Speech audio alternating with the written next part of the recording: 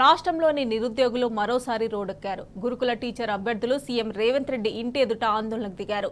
తమను వెంటనే విధుల్లోకి తీసుకోవాలంటూ పోస్టింగ్లు ఇవ్వాలని డిమాండ్ చేస్తూ సీఎం రేవంత్ రెడ్డి ఇంటిని ముట్టడించారు. అయితే పోలీసులు గురుకుల టీచర్ అభ్యర్థులను అడ్డుకోవడంతో వారు మోకాళ్లపై నిలబడి తమ నిరసన వ్యక్తం చేశారు. తమకు న్యాయం చేసే వరకు అక్కడి నుంచి కదిలేది లేదంటూ రోడ్డుపైన బైఠాయించారు. గురుకులాల్లో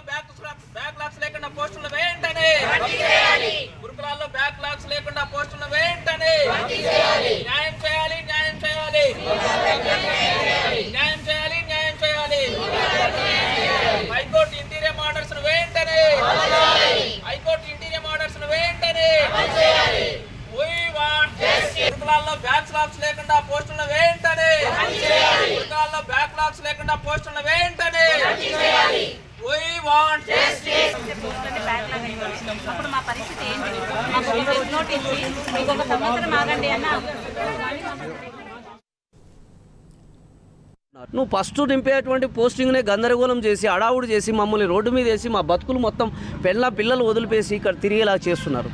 అసలు పోస్టులు ఇస్తారా ఇయ్యరా అనేటువంటి తెలియక గురుకులాభ్యర్థులు అందరం కూడా ఆందోళన ఉండడం జరిగింది. ఇప్పుడు మాకు ఏం చెప్పకుండానే 1:1 వచ్చినటువంటి వారి యొక్క సర్టిఫికేట్ వెరిఫికేషన్ చేస్తున్నారు అన్ని సొసైటీల్లో. మరి నెక్స్ట్ రేపు 5, 6 తారీఖులో పోస్టింగ్ కూడా ఇస్తున్నారు.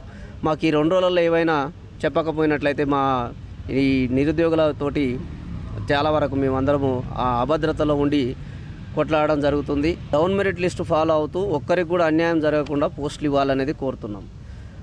గతంలో ఇప్పుడు ప్రభుత్వం చేసినటువంటి తప్పు వల్ల ఇప్పుడు మేమందరం శిక్ష అనుభవించడం జరుగుతుంది.